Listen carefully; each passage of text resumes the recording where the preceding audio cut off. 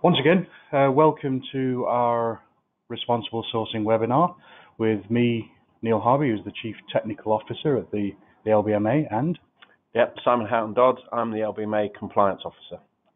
So this webinar this morning, UK time, is for obviously people on the same time zone as us, but all points east, I think. So yeah.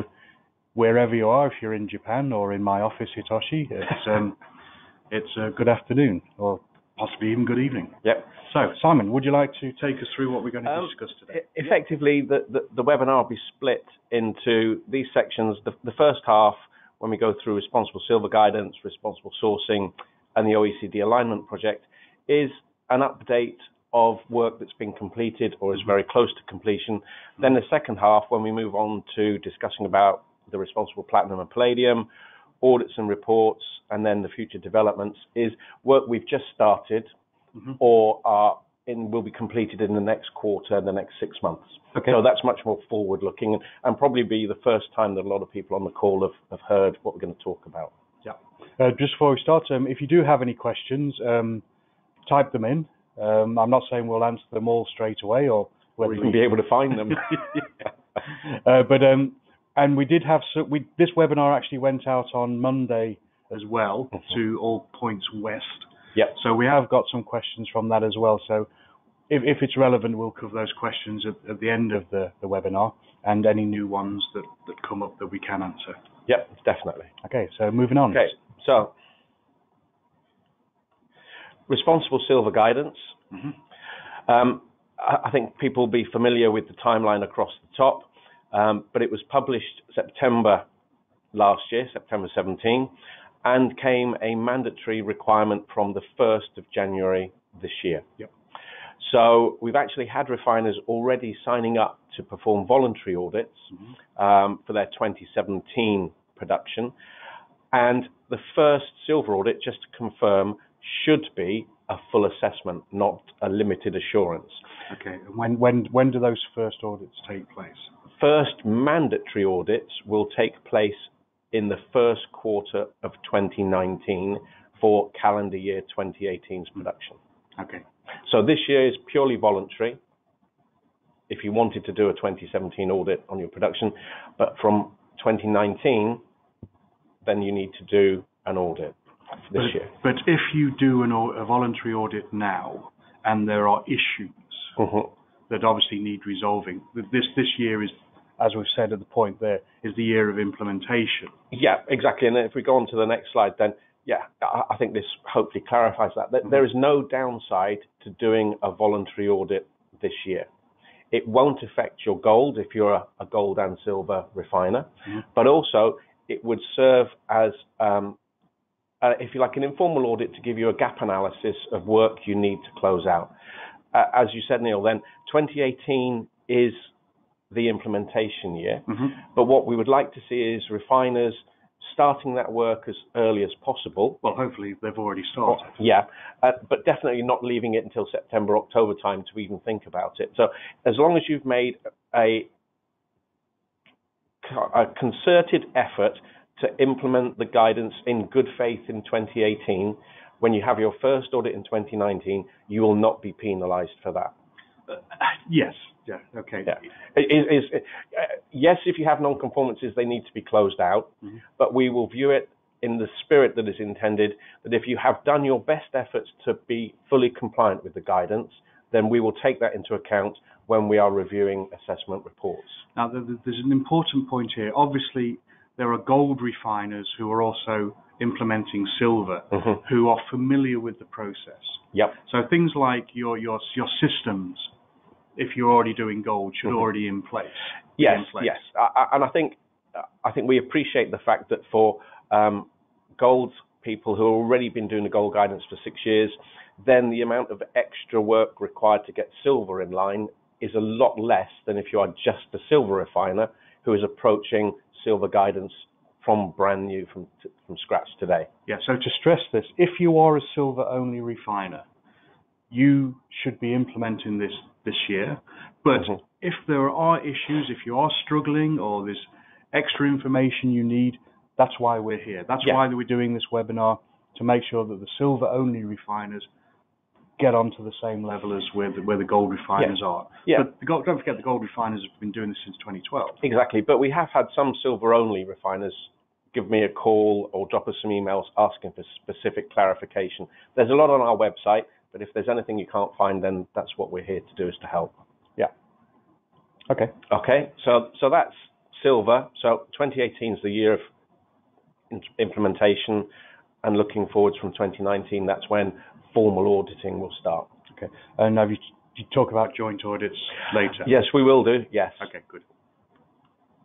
So moving on to more broadly responsible sourcing in general, then we mentioned this when we did the September webinars, that for all audits on or after the 1st of January 2018, not only do we require the country of origin for all material, both mined and recycled, but we would like, well, no, we need the amount in kilos received from each origin. Why? Why? That's to allow us to map gold flows and reconcile that with published data. Mm-hmm. We get asked the question from a number of interested third parties around either particular origins or what they perceive as strange gold flows. Mm-hmm. But it is there to add an additional layer of credibility to the good delivery list. And what will the LBMA use that information for? Can I come to that in a bit? Yeah, sure. In a bit. But we will use, as I said, it's to map the flows, but we'll come on to that in a bit more detail. But going back one step, for best practice, whilst recording the amount of material from each origin, if you could split that into ASM versus medium and large scale, that again will allow us to review the data in a more detailed manner, and again be able to say to people, yes, good delivery refiners do engage with ASM. Mm-hmm. We don't want to walk away from that particular sector. And all of the work we've done around developing the version 7 responsible gold guidance has been to allow refiners to source from a broader spectrum of supply base as possible. Yeah, I think that's important. It's not just ASM, but it's also encouraging refiners to source responsibly wherever it's possible. Yeah, exactly, and that's why we're involved with the RAGS Forum, Responsible Artisanal Gold Solutions Forum, and the Alliance for Responsible Mining Market Entry Tool. Mm-hmm. So again, we've been working on them to ensure that they're credible schemes, and that if good delivery refiners choose to go down that route, they have some information available to help them with their due diligence processes. But it's also to give reassurance to those refiners that the LBMA is conscious of these schemes. It can be done properly. Yeah. And these are the sort of initiatives you should be getting involved in. Yeah. To enable you to be in the strongest position to do that type of sourcing. Yes, I mean, it's not our job to tell you where to source your material from. Our job is to give you as much information that if you wish to go down that route, you have a good library of information and scheme standards that you can look at and review to say this is what we need to be doing in that area to source responsibly. Yeah, so we want the refiners to develop their own systems that are as robust as possible. Exactly, yes. Yeah. Okay. Good. Okay, and then I suppose really this is why we want the information, but again, I am acutely aware that individual supply chain information is very, very commercially sensitive. Mm-hmm. So whilst we will look at ways where we can anonymize and aggregate data, so when we are responding to requests from NGOs or interested third parties, we can say this is the whole cross-section of countries or origins that we source from, and these are the numbers that we have checked and we've reconciled against existing databases, public knowledge, etc., so that we can preempt a number of questions rather than having to automatically go back to refiners. Mm-hmm. I'm not saying we won't go back to them, because we probably will do. Yes. But it allows us to have that, to be on the front foot and be proactive when we're asked questions. And we are asked a lot of questions. Yeah, we are, yes. But again, individual refiners data will not be shared externally. It will be treated very, very sensitively within the LBMA. Mm-hmm. Okay, good. Excellent. Okay, so apologies if I've laboured that point, but I just wanted to make sure it's very important. Any information refineries supply to the LBMA is treated sensitively. Yeah, exactly. Yeah. Okay. So I think this was actually launched by Sakila at our Barcelona conference, but I'm not sure how many people on the call today will have been in attendance. It's something that LBMA has been asked to do for a long time. And whilst I only have one slide here for it, there is an awful lot of work gone on behind the scenes that has allowed us to end up at the place we are here. So LBMA has produced a list of guidance on country profiling, so a risk-based approach to countries. It's not our definitive list to say all refiners can just take this and plonk it into their systems. It's guidance.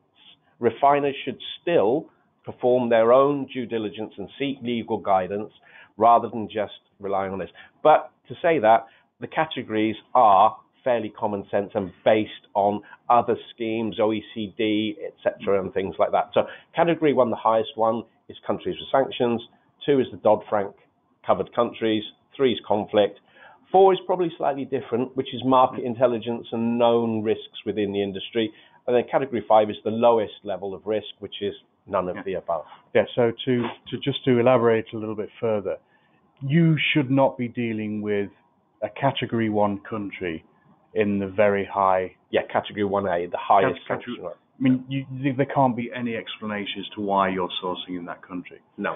Similar to category 3, if there's a war going on, you're going to struggle to justify why you're sourcing in that area.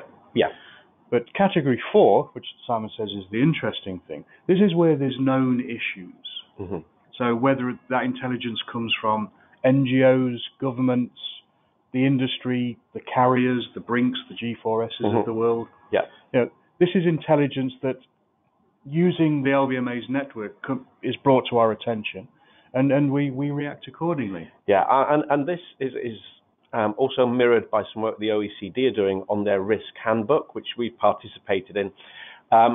We'd asked them if they would come up with a definitive list of countries, but again, they are just providing information like this to allow refiners to go and decide where enhanced due diligence should be expected. And really that's what this list is for, is to say, you know, if in category 5, probably enhanced due diligence is less of an issue, but as you move up the scale to the 3s, the 2s, then clearly enhanced due diligence is going to be expected. Yeah. Okay. And I suppose watch this space for more information that will come out on this going forwards. So again, just to finish off the section on work that's coming to conclusion, OECD alignment project started back in March 2016. The initial assessment by the OECD of our Responsible Gold program was against version 6 and was performed in the first half of last year. Yeah. We then had feedback from the OECD as to where they felt there were gaps between the content of the RGG and the OECD due diligence, Annex 2, etc.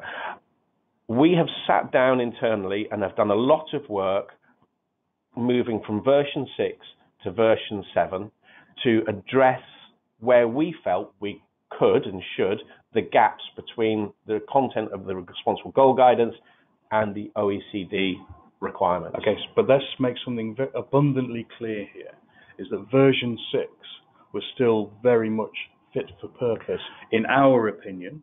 Yes, I can't share the actual numbers, but yes, it is fair to say that we were happy with how version 6 performed. So version 7 is an enhanced version of version 6 that incorporates some learning that we went through. And some of it is purely about language. You know, things were implied in version 6, whereas now we've been more explicit with our requirements. So it's a tweak, not a huge rewriting because of poor performance. So it did, I was pleased with how it did. And don't put me on the spot, but I am very happy that version 7 will do at least as well, if not better. It will definitely do better. Yeah, otherwise I won't be here for the next webinar. Yeah, no, but the feedback of this will be out in probably the OECD conference in Paris in April. But the reason for having this up here is that it is important for both LBMA and for our good delivery refiners, in that EU will recognise schemes who are aligned with the OECD requirements. Yeah. So we will apply to have version 7 recognised by the OECD, and if it is then accepted by them, people who are on the good delivery list will by default be deemed in compliance with the forthcoming EU conflict minerals legislation. Okay, but let's be clear here. You do not have to be 100% fully aligned with the OECD guidance. No. You have to demonstrate that you are sufficiently aligned to give comfort. Yes, and we are in ongoing dialogue with the EU about the development of the responsible gold guidance, the fact that we will be applying to them to have it registered. And so it's not something that will come out of the blue to them. They are aware of this work that's going on. The EU and an NGO has been involved in this process from the beginning. Yes, yeah. So that was really just to cover off responsible sourcing in general. When's the final report coming out? Do we know? April, May time. Okay. But we're not waiting for that. No. As I say, the version 7 was issued back in September last year and came into force January the 1st this year. So it's fair to say that we are confident going forwards that will be deemed as fit for purpose. Yes. But again, not in any way prejudging anything the OECD is going to say, because we do not speak on behalf of the OECD. No. So this is moving on to the new information now. We've been working on a responsible platinum and palladium guidance for the last 3 or 4 months. But why aren't the LPPM doing this? We are supporting them because we have experience, as you said, of 6 years of responsible sourcing, and there is quite a degree of synergy and similarity between silver and platinum and palladium. So if you look at the guidance documents, the one that will be published hopefully on the 1st of March, that will be very similar to the requirements of the responsible silver. And that will be the LPPM passing that guidance down to its members, its good delivery list refiners. Yes. Okay. So obviously on the platinum and palladium good delivery lists, there are refiners that aren't on the gold and silver good delivery list. Yes, but there are, I think it's around 60% that are. Okay. So those people, again, it's similar to the silver implementation, is that those refineries that do multi-metals are in a good position to be covering what's coming with the platinum and palladium. Yes, yeah, and so we've had feedback from the LPPM good delivery list refiners already. So we're now in draft 3 of the guidance. Okay. As I said, the aim is to publish this on the 1st of March this year. I think that coincides with the LPPM's board meeting. It's their board meeting, yes. So it'll be formally approved by them. It's important to mention at this point that LBMA only appears once in that document, and that is around auditors. And it's again to ensure consistency in the standards of auditing going across the 4 metals, and to facilitate the concept of a multi-metal audit approach. You may be LBMA gold, but LPPM platinum and palladium, but you can still have the one audit to cover that off by the one auditor. Yeah, and that's important. We're going to talk about auditors later, but any auditors on this webinar, this is a key concept that we're trying to get across. And then the second half of this slide really just mirrors, as you said, the responsible silver, which is perform a gap analysis between what you have and what the guidance requirements are, close those out through 2018 with the view to having your first audit in 2019. Yeah, the other caveat here is that platinum and palladium, along with silver, industrial metals and also investment metals. Yes. But do not suffer from the same degree of stigma that gold has in terms of conflict. No, it doesn't. But maybe in terms of platinum and palladium, it's more the countries of origins and things like that you might need to be considering. Yeah. Okay. So that's just a brief bit on platinum and palladium. You mentioned we come on to audits and audit reports. Yep. So we talked about the concept of multi-metal audits back in September and at the beginning of the webinar today. For going forwards, if you are a good delivery gold and silver refiner, you should only have one audit covering both metals. Mm-hmm. Because of that, it's important that refiners and auditors sit down and discuss the scope of the audit and how practically it will take place prior to the audit beginning. Mm-hmm. To agree the length of the audit, which we've suggested is capped at 125% of a single metal. It's not a hard and fast rule, but that's a rule of thumb that says we think that's sensible. Because through all of this is a risk-based process. It is, and that's what we want to get across, is that when you're looking at risk, first thing to remember is gold is 70, 80 times more per ounce than silver is, so the risk in gold is inherently high. But then, is it predominantly a gold refiner that does some silver, or is it a silver refiner that does a bit of gold? And which particular origins, which counterparties are the biggest, percentage of the supply? And base it on a common sense risk-based approach. Yeah. So, what's the riskiest metal? What's the riskiest supply chains? Focus on those, rather than just saying, "Oh, the guidance says for 100 transactions I should do 3 samples." Be more flexible in your approach and base it on the risk of the metals in questions and the supply chains. So we're reliant on that relationship between the auditor and the refiner. Yeah, but again, for a lot of multi-metal ones, then this will have been ongoing already for a number of years. For people that are silver only, then the auditors that are on the list have that experience that they've gained in other audits anyway. Yeah. Yeah. Because there are no new auditors that have never done any audits on our list currently. Currently. I've spoken about this before, but there is a specific reason for putting this slide up again. So it's obvious that we do not attend all of the audits that take place against our gold guidance. We do supervise some, and there are plans to supervise a selection of them going forwards through 2018. Yep. So when you say supervise, you mean shadow? Shadow. Yeah. Sorry, shadow. Okay.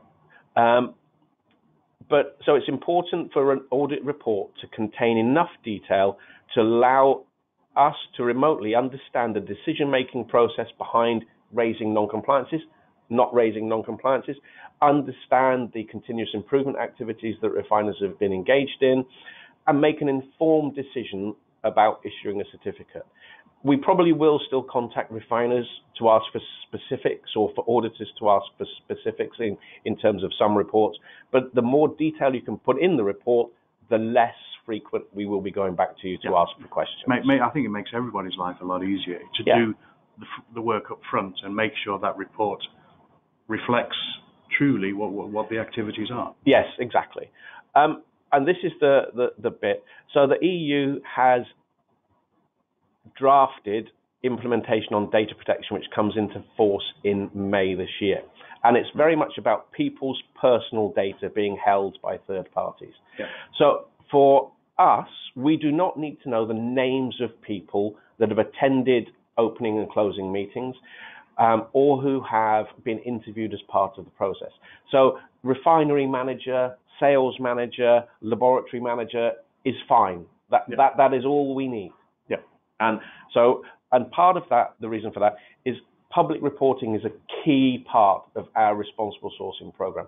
Having the name of someone doesn't add anything to that public reporting. Their job title is far more relevant. But it potentially hinders refineries publishing that information. Yeah. And we've been through this with certain refiners wanting to be very open, but very nervous about personal details. Yeah, exactly. And I think going forwards, it's not going to take anything away from the process. It should actually help us in terms of reporting it and getting the information that we need from refiners and auditors. Mm-hmm. So again, around the auditing side, then it's important to remember that LBMA doesn't approve a blanket organization. Mm-hmm. It is officers and auditors specifically. So if people move, leave, or join teams, then please inform us as quickly as you can so that we can make sure our approved service providers list is up to date. Mm-hmm. Again, going forwards, that's going to be quite important because you'll have new refiners coming in that have only silver only, and then going forwards, you'll have platinum and palladium ones. So we need to make sure our list is accurate and up to date. We do review it at least annually. Yep. And we did, in December of this year, we removed 3 auditors from the list because they were inactive. And being an active participant in the program is important because, as you say, look, we're on version 7 now. And so if you don't participate in webinars or you don't do audits, then you're not going to be aware of what the requirements of the guidance are and how to do multi-metal audits, etc. Yeah, I think our goal as the LBMA is to make sure that the auditors on the list are as good as they can be. Yeah. And that'll be for the benefit of the auditors as well, if we have people who know what they're doing. Yeah, and we do have one application in progress, and that's a new office of an existing auditor. Okay.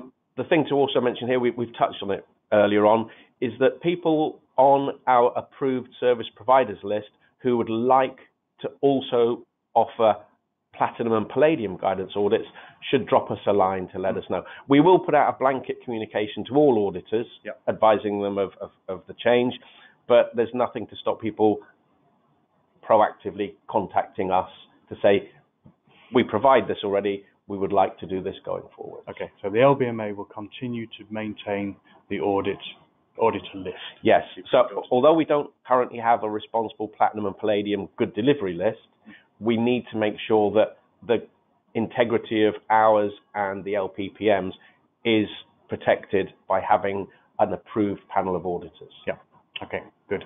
And having that one list will minimize resources that both auditors and refiners have to implement. Yeah, okay. I think ultimately the aim will be to have a responsible yellow metal standard and a responsible white metal standard going forwards. Mm-hmm. But that's again me crystal ball gazing into a couple of years time maybe. So sorry, I think we've missed one key point which was in the first webinar. The concept of full audit and alignment of the full and partial audit. We did talk about it earlier on by saying that the first mandatory silver audit has to be a full audit. Yes. So that will then align your gold and silver so that you can go around the standard 3-yearly cycle of full followed by limited assurance.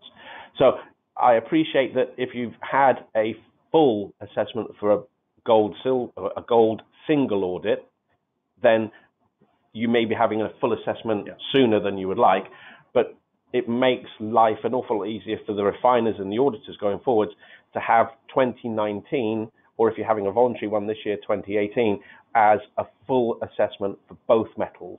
To once you've successfully completed that audit, we go back to the routine cycle. Yeah, okay. And this was also a question that came out of the first webinar as well, is if you've done a full audit for gold this year and you're implementing silver next year, then you're going to have to do a full for both. Yes, you will. Yeah. Okay. But as I said, it's going to be capped at roughly 125% of what you would be. So it does lessen the pain slightly. Yep. Okay. So future developments, and this is the bit that I get excited about. So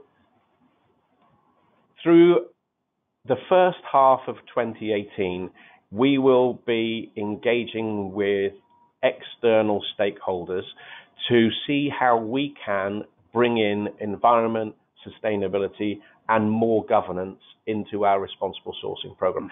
We've already beefed up the governance side on the website and explained how we did it to a more public. So, but going forwards, if you look at the diagram on the right, then responsible sourcing fits right in the center of the triple bottom line that people use when talking about sustainability. So from day one, we've always gone beyond just conflict or beyond the Dodd-Frank because it was a global scope and we've included things more than just conflict minerals. But we think now is the time that as we say, we've had the program in place for 6 years. We can now broaden its scope. And this is an area that we should be involved in anyway. You know what my question is going to be? Why only now? Is it because these aren't as important as conflict? No, they are definitely. I think the profile of the sustainability and environmental supply chains is increasing. If you look at it, maybe we should have been publicizing the fact that precious metals has been a circular economy from day one, and it's the latest buzzword in sustainability is circular economy. Well, we've never really been telling people we've done that for decades. But again, it's something, again, that third parties are increasingly becoming interested in. You know, what not only does the refiner have maybe a 14,000 program, what's the engagement of the miners, even down to the downstream people. And this is being pulled through by the end users, people looking at, well, I want my material to be sourced ethically, you know, you see fair mine, fair trade, etc. That's going up. And so I think it's right that we take this time to engage both with upstream and downstream counterparties to see how we can bring this within our overall responsible sourcing program. So it will be gold, silver, platinum, and palladium. Yeah. So we don't think that people aren't doing this stuff. No. What we're trying to do is bring it into the responsible sourcing framework, and then we're going to get the recognition for that. Yeah, and it's important also to mention the fact that we are working with third parties, both up and downstream, to ensure that there's a consistent approach across the precious metals industry. Excellent. Good. Okay, so it is on the agenda for the forthcoming Refiners Forum. It was briefly mentioned back in Barcelona, but it's much more straight front and center this year. And environment and sustainability will become mandatory from January 2019. So we will be moving to version 8 later on this year. Yep. If people want to be engaged and form part of the consultation process, again, we'd actively encourage people to contact us as part of that. Yep. But it's just to say this is what we are looking at doing as a big piece of work this year. One of the big pieces. One of the big pieces of work. Yeah. The other thing that I think may be interesting to people is I'm conscious that we are seen only as a regulatory organization or an enforcement organization, but we do want to promote best practice across our good delivery list and maybe publicize the good work that people are doing in a more proactive manner, and to recognize a lot of the hard work that goes on behind the scenes in refiners. Well, tell the good story. Exactly. Yeah.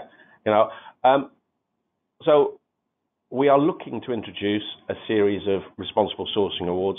Again, consultation will take place in the coming months. And the reason for the consultation is questions like, does everybody automatically come within the scope? Do people have to formally apply via a separate nomination process? And things like that. So currently under consideration, we have best refiner, best auditor or audit report, and best engagement program. Those are the three that we've come up with so far. If people on the call have experience of other industry programs, how do we organize a judging panel, all of the things like that, please get in touch with us, because we want to make sure that from day one, these awards are seen as adding value to the responsible sourcing program. Yep. So again, watch this space for updates effectively. And that's me. Okay, thank you, Simon. Thank you for doing most of the talking there.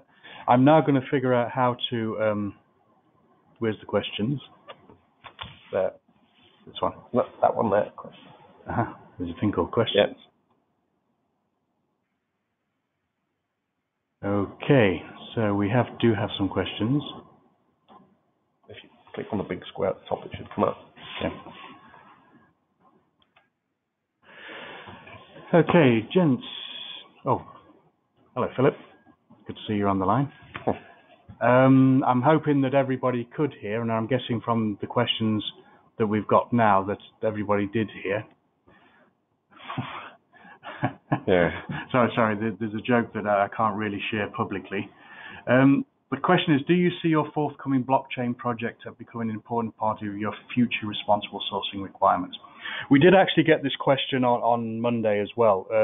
We can't really go into details too much at the moment, but the LBMA did launch an RFP, a request for proposals, where we're looking at potential solutions on how we map the entire supply chain.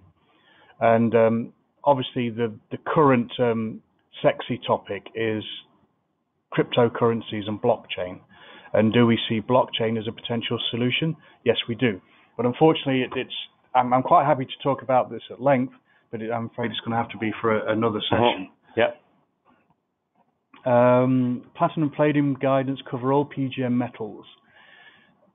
So iridium, ruthenium, rhodium, and osmium, as well as platinum and palladium. Now that's something that we're hoping that these principles that we introduce for, like Simon says, the white metal, that you can apply those to whatever metals you're dealing with.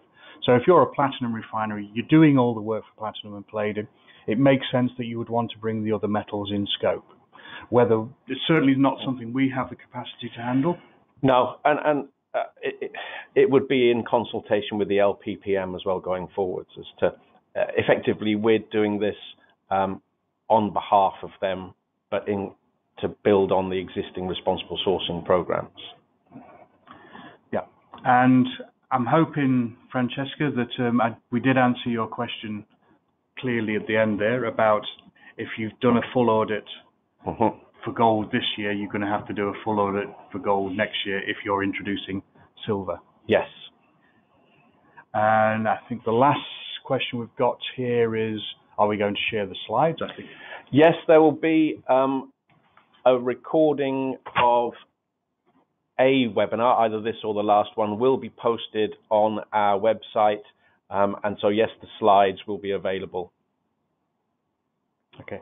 I'm just quickly going through the questions from Monday, and I hope we covered them in our discussions. I think we modified our discussions to make sure that we did cover everything. And I think we have. Yep. Cool. So I think we've got one last question before we wrap up, unless something comes through very quickly. Could you please inform me the detailed explanation related environment and sustainability elements shall be audited in 1st of January, how to access the data during the LBMA audit. Now, obviously, we're going to be introducing those elements into the responsible sourcing program this year. This year, yeah. So for implementation in 19 on environment and sustainability, yes. So when will the first time that a refinery will be audited against? They will be audited in 2019, but it will be the implementation year. So it will be that particular element of the audit will be a light touch audit and more of a consultation, I suppose, a collaboration with the auditor going forwards to say these are the areas you need to work on during 2019. Okay. I think that in fairness, there won't be anything that is unexpected. It will build on a lot of best practice that is out there currently and on a lot of work that refiners and upstream companies are currently doing. And I think that's a very important point, is that we're not going to be introducing a whole new set of work that needs to be done in terms of implementation on the ground. What we're introducing is making sure that our responsible sourcing program takes note of those systems and brings them formally into the framework. Yeah, and if you look at the toolkit that's on the website currently, then it does talk about upstream impact on local environments, benefits to local communities, health and safety, and things like that. So it's just really going to be formalizing that and bringing it into the guidance document. Yeah, because we know, I mean, the organisations looking after the mining sustainability and things like that. There's the IRMA program. There's for upstream. And downstream, we know that a number of the manufacturing jewelers and people like that are already implementing their own schemes. We want to make sure that everything the responsible sourcing program does gives those downstream people all the information it needs to give them comfort. Yeah, exactly. Yeah. And again, it is we recognize that the further removed you are from an upstream organization, the less influence you can have. Refiners are the pinch point in the supply chain, and therefore it's a logical place for them to collate that information. Yeah, we're just pulling in those strands from upstream and downstream to have a coherent process. That's the aim, yes. Okay, so, thank you for joining us. The webinar will be available and the slides. Yep. If you have any questions, you know who we are. We're always available. We love to hear from you. Sometimes we think that we're just sitting in an ivory tower dictating to the world, but that's not the case. No. So please ask questions. Yeah, no. And if there's no others, thank you for joining us today. Thank you, Simon, for your hard work. Yeah, no, thank you everybody for taking part. And if you do come up with any questions or you'll think of some afterwards, then please just email either myself or Neil and we'll get back to you. Okay. Thank you. So thank you.